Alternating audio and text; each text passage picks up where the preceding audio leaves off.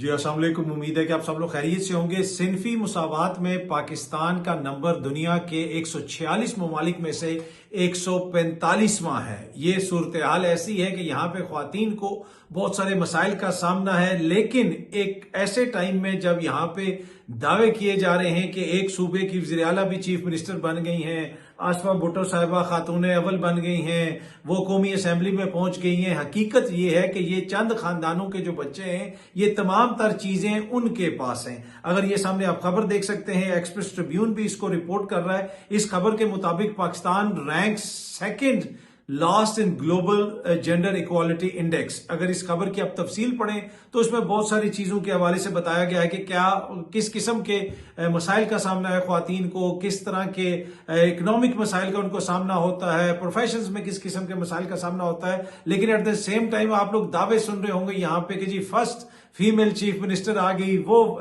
Chief minister आ गई, वो MNA आ गई। लेकिन इसी एक साल के दौरान पाकिस्तान का नंबर नीचे गया है। पहले पाकिस्तान 146 ममालिक में से 142वें नंबर पे था 2023 में, लेकिन 2024 में जब खातून वज़ीर आला यहाँ पे आ गई, आसफा भुट्टो साहिबा बिला मुकाबला जीत के आ गई, अब सिचुएशन ये है कि पाकिस्तान का नंबर 145 हो गया है। 146 में से 145 यानी सेकंड लास्ट। इससे आप अंदाजा लगा सकते हैं कि जेंडर इक्वालिटी या सिनफी मुसावात वो उस किस हद तक है पाकिस्तान के अंदर। और इन खानदानों के, ये जो शाही सियासी खानदान है, इनके बच्चों के आने से जाने से कितना फर्क पड़ता है जमीनी हकायक के ऊपर। अच्छा, एक और खबर, ये भी इसी से रिलेटेड खबर है। अगर आप इसे कहें कि हुकूमत पंजाब से रिलेटेड खबर है तो गलत ना होगा।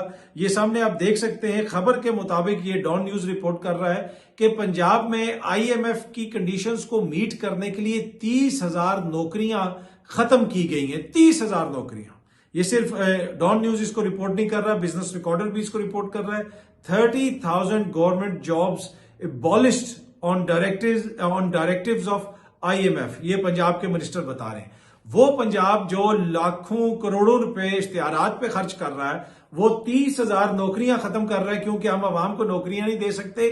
आईएमएफ के अहकामात हैं, आईएमएफ के अहदाफ हमने हासिल करने हैं। क्या आईएमएफ ने यह इजाजत दी हुई है कि जाती तशहीर पे रोज इश्तिहारात छपवाएं? आज के अखबारात में भी इश्तिहारात छपे थे और दिल खोल के छापे गए थे। रोज मीडिया पे भी इश्तिहारात चलते हैं, प्रिंट मीडिया पे, इलेक्ट्रॉनिक मीडिया पे। वफाक भी इश्तिहारात दे रहा है, पंजाब भी इश्तिहारात दे रहा है, दीगर सूबे भी इश्तिहारात दे रहे हैं। लेकिन आम आवाम के लिए जो नौकरियां हैं, जो आम लोगों के लिए जॉब्स हैं, उनमें कमी की जा रही है। सो पंजाब में पाकिस्तानियों के लिए 30,000 जॉब्स हुकूमत की खत्म कर दी गई हैं, क्योंकि आईएमएफ से हम पैसे लेते हैं और उनके ये डायरेक्टिव्स हैं। लेकिन वही पैसा लेके आईएमएफ से हम अपनी तशहीर के ऊपर, इश्तिहारात के ऊपर खर्च कर देते हैं। और पंजाब की हुकूमत ने कितना पैसा खर्च किया है, कितने इश्तिहारात दिए हैं, वो मुझे आपको बताने की जरूरत नहीं है। एक तरफ जहां पंजाब हुकूमत बड़े बड़े कारनामे कर रही है, अली अमीन की खैबर पख्तूनख्वा हुकूमत भी किसी से पीछे नहीं है। एक चीज जो बार बार कही जाती है कि सोशल मीडिया के ऊपर तहरीक इंसाफ वाले डोमिनेट करते हैं, तहरीक इंसाफ वाले बयानियां बना लेते हैं, उनकी बड़ी टीमें हैं, उनका ये है वो है। मैं हमेशा से आपको कहता हूं कि सोशल मीडिया पे सिर्फ उसका बयानिया बनता है जिसको अवाम समझती है कि ये बात ठीक है, जिसके पीछे अवाम होती है। अवाम उसको लेके चलेगी तो वो चीज आपको वायरल भी नजर आएगी, वो उसके ऊपर आपको बयानिया भी बनता हुआ नजर आएगा। अदरवाइज टीम बना के, पैसे लगा के अगर कुछ बनता होता तो मेरे ख्याल में जो दीगर सियासी जमातें हैं उनके पास भी कोई कमी नहीं है। यहां पे तो मुस्तफा नवाज खोखर साहब ने बताया कि हम इंटरनेशनल एक्सपर्ट्स पीपल्स पार्टी के लिए लेके आए थे बाहर से, सोशल मीडिया के, ताकि सोशल मीडिया के ऊपर अपनी कोई ग्रिप बना सकें। लेकिन कुछ दाल गली नहीं। उसकी वजह वही है कि इसमें कोई रॉकेट साइंस नहीं। अगर आवाम आपके पीछे होगी तो आपको सोशल मीडिया पे अपना बयानिया बनता हुआ नजर आएगा। अब ये सामने आप एक ट्विटर अकाउंट देखें, ये चीफ मिनिस्टर केपी का, खैबर पख्तूनख्वा के वज़ीर आला का ट्विटर अकाउंट है।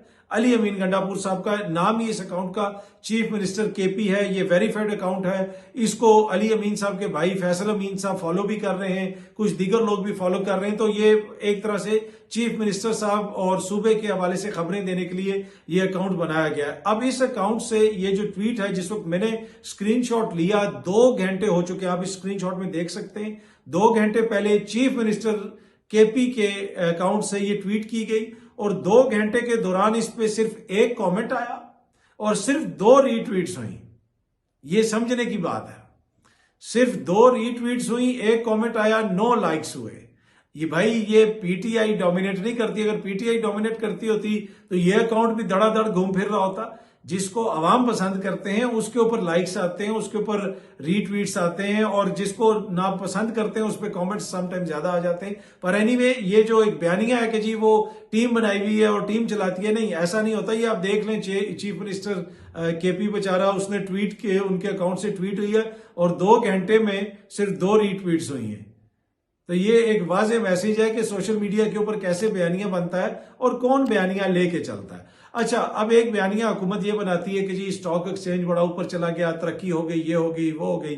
आज ही खबर आई है जनाब चीन से। खबर यह है कि चीन ने पाकिस्तान पर वाजिबुल अदा $2 अरब की मुद्दत वापसी में 1 साल की तोसी कर दी।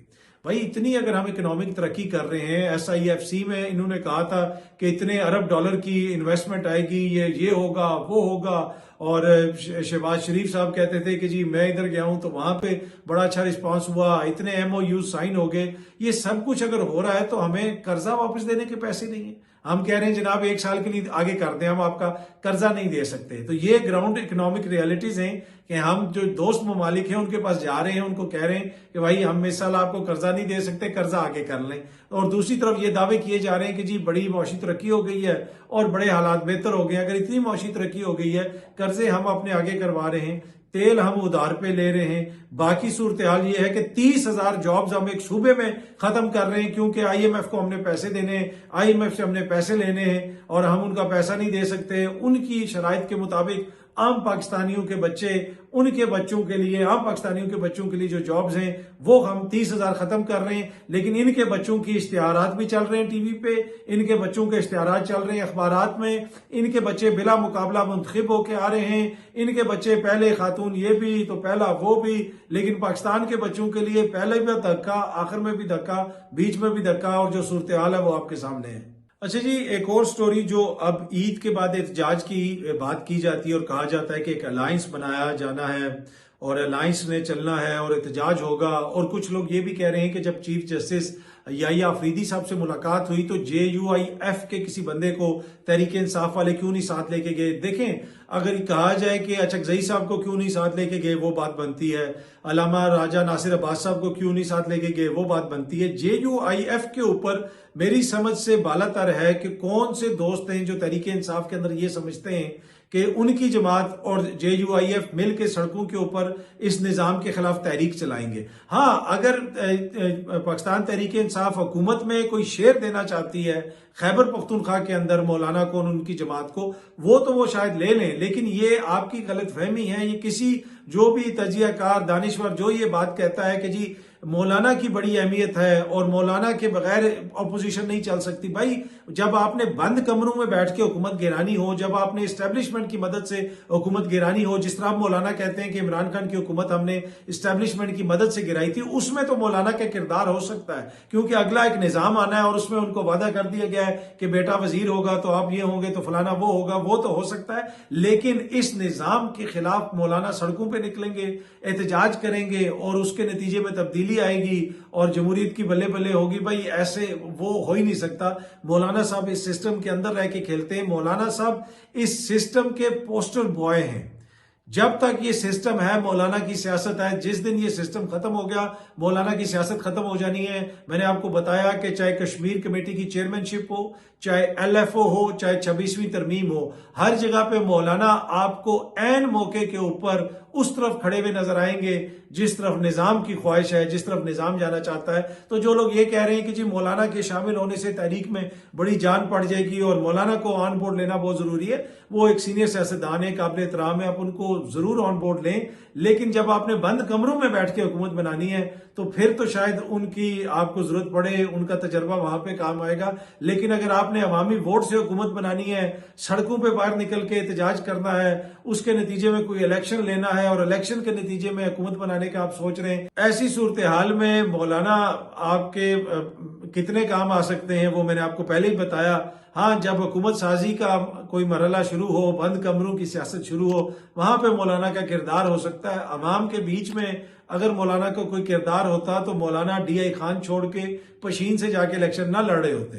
उनकी जमात के अंदर भी उनको लोगों ने कहा कि अब जो हालत हो गई है, अगली दफा तो पशीन से भी हम लोग नहीं जीतेंगे। तो मौलाना की अवामी सियासत नहीं है, मौलाना का एक प्रेशर ग्रुप है, वो किस तरीके से ऑपरेट करता है वो आप सब लोग मुझसे बेहतर जानते हैं। थोड़ी बहुत तफसील मैंने भी आपको बता दी है। बहुत जल्दी आप सब दोस्तों से दोबारा मुलाकात होगी। Thank you very much.